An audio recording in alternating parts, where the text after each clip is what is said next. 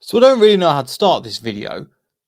The reason why is because I don't really know. I've been wrapping my head around, and for the last few weeks, I've been looking into profit sustainability, looking into all these factors, and I'm still confused. I've listened to loads of podcasts, I've listened to all different news articles talking about this. But Leicester City have been charged by the Premier League for breaching profitability and sustainability rules. I'll do my best to understand some other parts of the more technical stuff. Because even speaking to some people, I'm not speaking, listening to people that are professionals in it, even they don't quite understand it. Case in point, I think Big Strong Leicester Boys had somebody on their podcast as well who was really good. And even he was going, it's complicated and it's stressful and it's thing. And Mr. Sky Sports, they were saying it's controversial. All these other things. I'll give you a little bit of a breakdown, but I'm going to come into what this means in terms of the football club in a little bit more detail. So a little bit on that. It'll be a bit of a rant towards the beginning. Then there'll be a where do we go from here? Because at the end of the day, I can rant all I want. We need to find solutions for this because it's not good. So the idea is over 3 years, the clubs can lose £105 million. Leicester City were over that, I believe, by about 30 odd million, 35 million. So they're getting charged for it. Nottingham Forest, Everton have previously been charged, and Nottingham Forest most recently as well.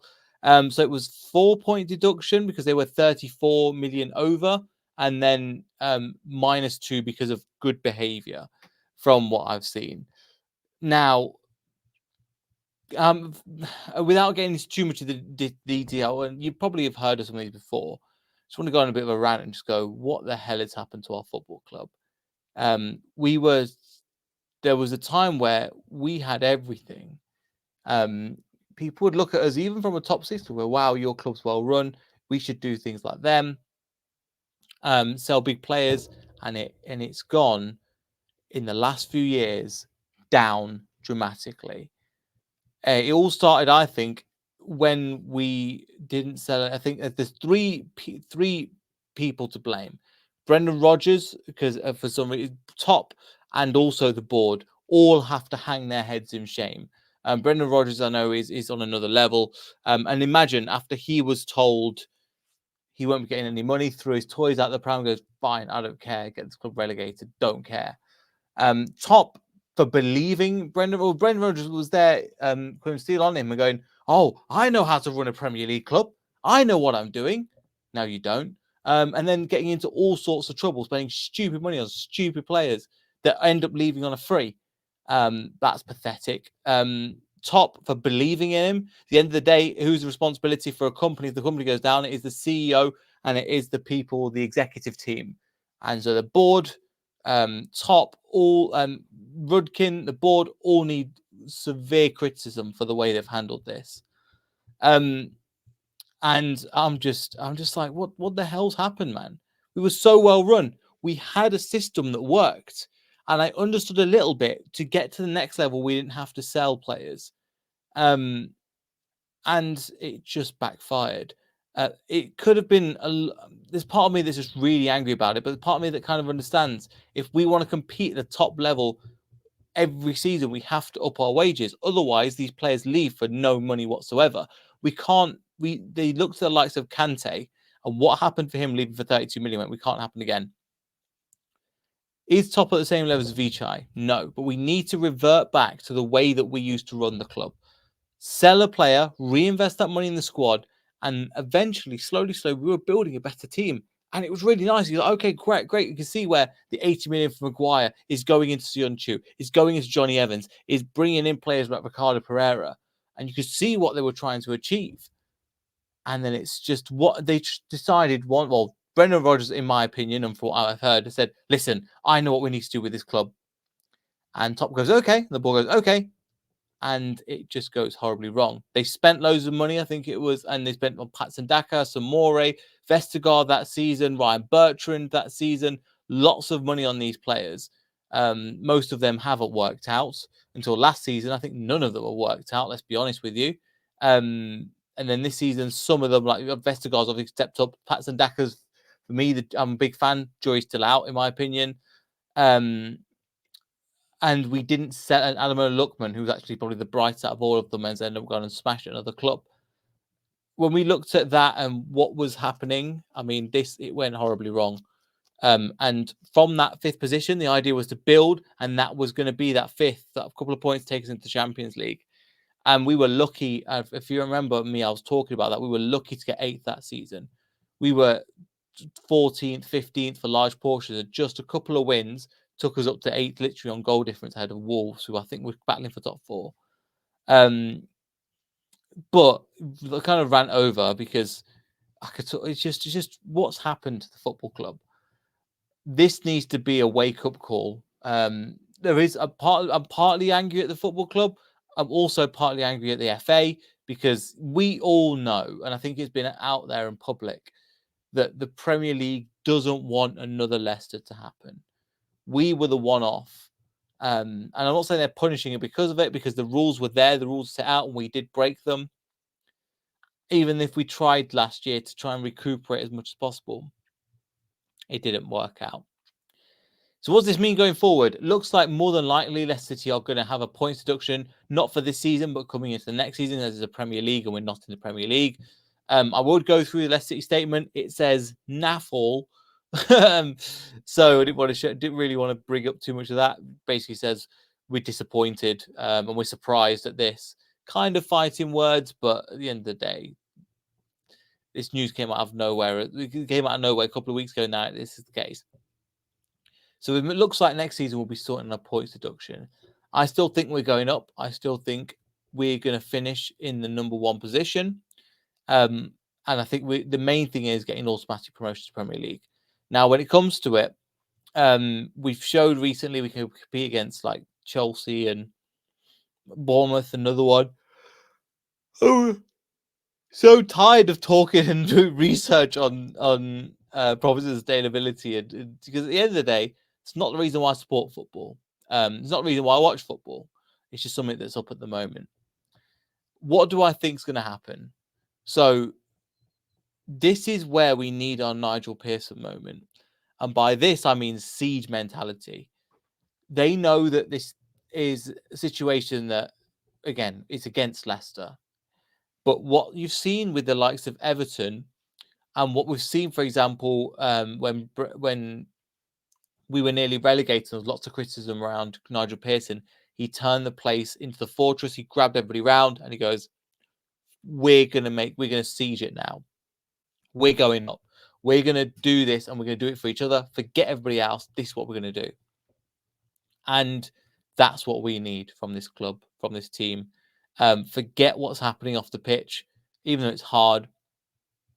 And just go for it, because there's a lot of people, naysayers and things like that. I believe we've gone from the beginning of the season. I stick with that until it's mathematically impossible. And we just need to siege it now. This is going to be a really big test for Enzo. This is not his fault at all. But as a manager, you have to. This is one reason why I criticize Brendan Rodgers so much. Anybody that's been in business for a period of time, or anybody that's been that knows about like running businesses or anything about management in general, which I'm quite passionate about. When things go wrong, you need management. You need management there to go, right. Everything's freaking out. What do we just turn to a manager, like a child that's fallen over and scuffed its knee? It's just head will turn. It'll go, Mum, Dad, what do I do? And that's where, again, the parent will go, okay, this is the plan. What we're going to do. No problem. We'll sort this out. Okay, cool. That's fine. And the head of that is obviously top and the board. But in terms of the team and what needs, it's Enzo Maresca. I think he has a good relationship with the players in general, from what I've heard as well. He's set some really, he's done things publicly that I don't think he's announced. So, for example, if you remember at the beginning of the season, he brought in the men's and women's team into one picture. That was Enzo Maresca's idea. Also, he's done other things off the pitch where he's had like towards the beginning of the season, he had like a barbecue down at Seagrave, got families and people together to kind of bond. He's done loads of these activities before. Now, that's all fine when everything's going well. We're in a bit of a rough spot at the moment. I think we'll be fine, and I think the performance against Chelsea, especially in that second half, proved it.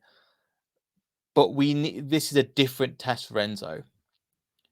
Now that we're coming into the league and we're in this position, because again, please go and listen to other podcasts if you want to hear the specific financial details. I don't really care.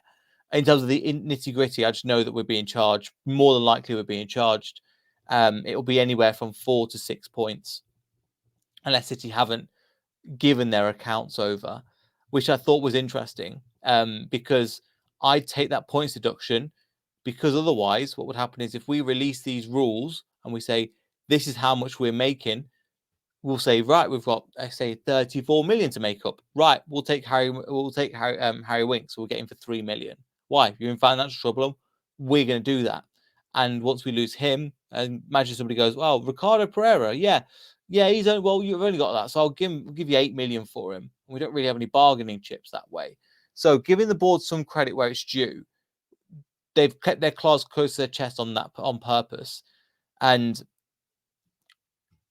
if that means, I would prefer them to do that than going to next season on 0 points at the beginning of the season and lose some of the star men, losing the likes of maybe Keane and Dewsbury Hall, Harry Winks, Mads Hermansen might have gone on a cheap price as well. Maybe not Mads Hermansen, Ricardo Pereira, players that are worth the Premier League quality that were reason why they're still in the team is not because they're championship, because we know this is a blip and we're going up, and then we start to recruit in those positions. We want to keep hold of those, and we don't have to worry about money and things like that as more. So for the point deduction, it still feels far off, and it's still something we have to worry about when we get promoted to Premier League. But I'm just hoping the team goes, right, we're going to use this as a band of brothers now. Get together, work together as a team, all come together regarding this, and we are going to go up and we're going to stay up. I still think next season, again, I'm not predicting what's happening in the future. I'll call it out now. I think we're getting 15th position next season. I think we stay up in the Premier League, and then we go and build from there. The advantage of all this is that all of this 3-year window, £105 million, is coming to a close this summer. So we're starting again from scratch, which is better for us. But I don't know. Enzo, I trust you. I back you. I back the players. I back the leadership. So that's of Connor Cody, Jamie Vardy, the Kindred Hall, players that are those leaders on the pitch to get us out of this, and use it as an excuse to go, they don't want us to win. We are going to win. That mentality, not arrogance, but in a way of us against the world, that Nigel Pearson was fantastic against. So yeah, again, it's a little bit of an update video. Let me know your thoughts down below in the comments. I'll try and be back with a couple more videos. But again, apologies, there's been very little uploads. It's been very, very busy on my end. We'll be back on Friday for the Bristol City away game. So yeah, I'll look forward to see you for the post match after that. Like, subscribe, leave in the comments if there's anything you'd like me to cover. I'm going to try and where I can potentially do one of these videos every once in a while, just kind of update you on the Leicester City way and the way what a way it is over the last 10 years or so. I know, well, a few years ago, again, before that, League One, Championship, Premier League, Champions League, FA Cup, Europa League, Europa Conference League, relegation. You couldn't make it up, could you? But this is the life of Leicester City fan. If you like the video, like, subscribe, all that good stuff. I'll see you all in the next video for the Bristol City game. So goodbye.